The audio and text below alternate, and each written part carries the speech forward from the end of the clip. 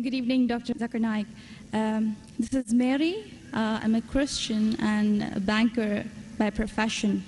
My question for you is based on your statement that nowhere in the Bible it's mentioned that Jesus Christ is the Son of God. And based on my knowledge and understanding of Bible, I have picked up two verses to quote, and I would like only your clarification in the light of Islam. The first one is Matthew chapter 3, verse number 17. And lo, a voice from heaven saying, "This is my beloved Son, in whom I am well pleased."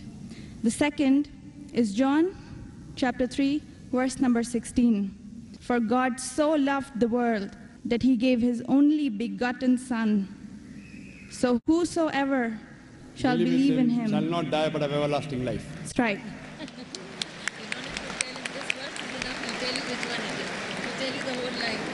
Sister, just to correct your statement, you made a question saying that I said that nowhere in the Bible it says that Jesus is Son of God. I never said that nowhere in the Bible is it mentioned that Jesus is Son of God. I said there is not a single unequivocal statement in the complete Bible.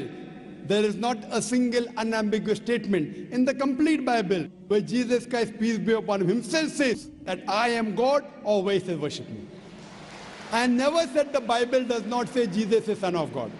What I said, there is not a single unambiguous statement, not a single unequivocal statement in the complete Bible where Jesus Christ, peace be upon him, himself says that I am God, or where he says worship me. If you point out any such two statements, I am ready to accept Christianity. If your question assumes that Son of God means Jesus is God, very well I'll reply to your question. Many Christians think that just by the statement Son of God means Jesus is God. Sister, do you know in the Bible, Adam is son of God, Ephraim is son of God, Israel is son of God. God has got sons by the tons in the Bible. That means you haven't read your Bible, sister.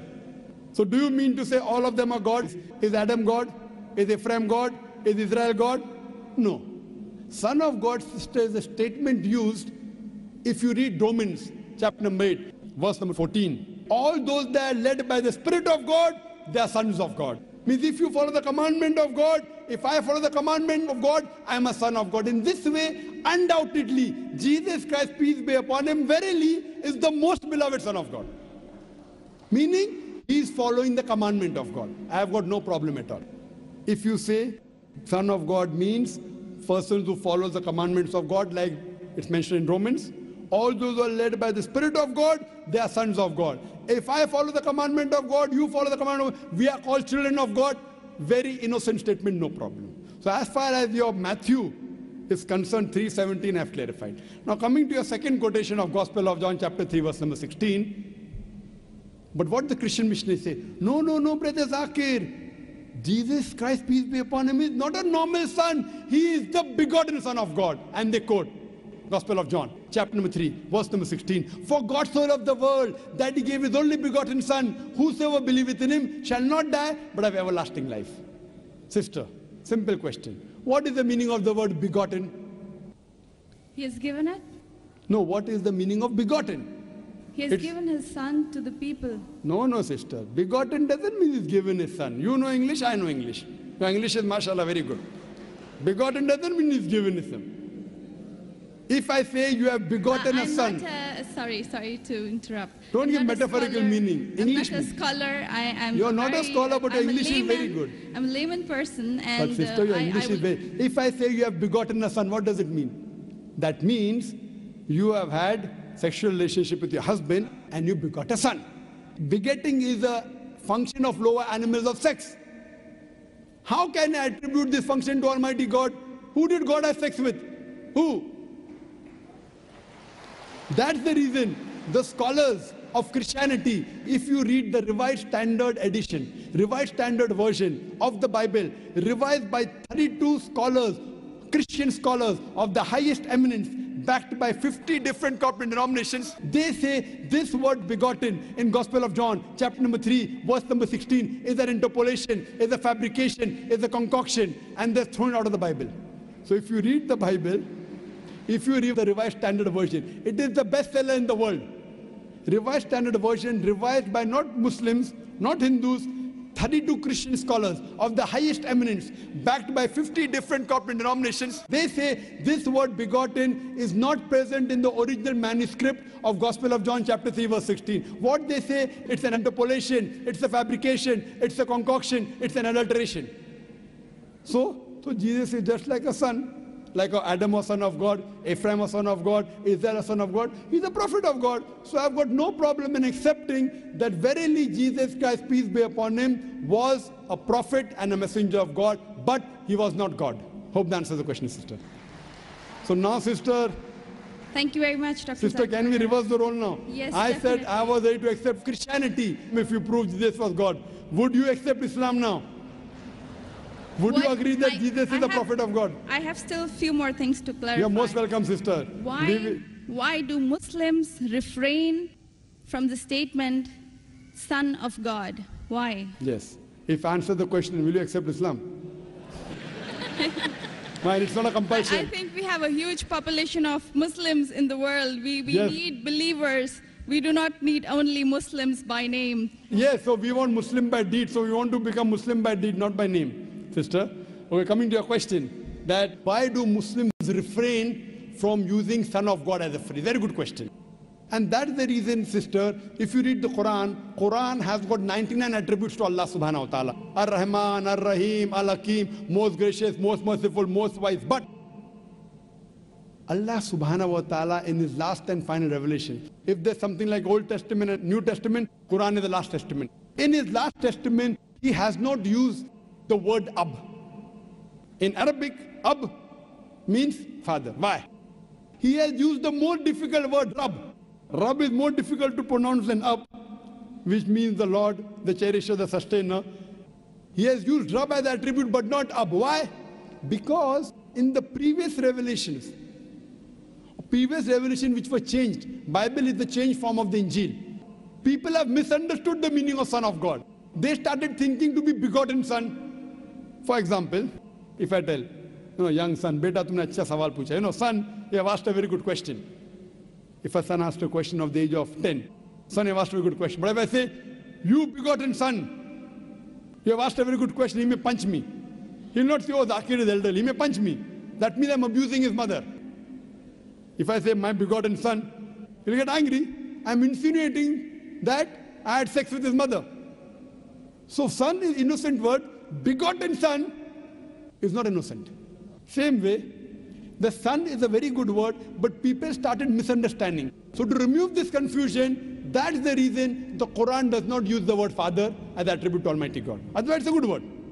The same way, we refrain from using Son of God because people start thinking that he's God.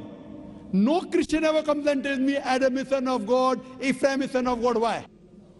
Bible says Israel is son of God. Why don't you come and tell me? Because they are programmed. No Christian has come and told me that the Bible says Ephraim is son of God. No, why? Because they are programmed to believe that Jesus Christ is Almighty God. He never said he's Almighty God. And I told you earlier, in my earlier answer, he never claimed divinity. That means you're insulting Almighty God. That means you're insulting Jesus Christ, peace be upon him. That's what I say. If Christian means a person who follows the teachings of Jesus Christ, peace be upon him, we Muslims are more Christian than the Christians themselves. You know why?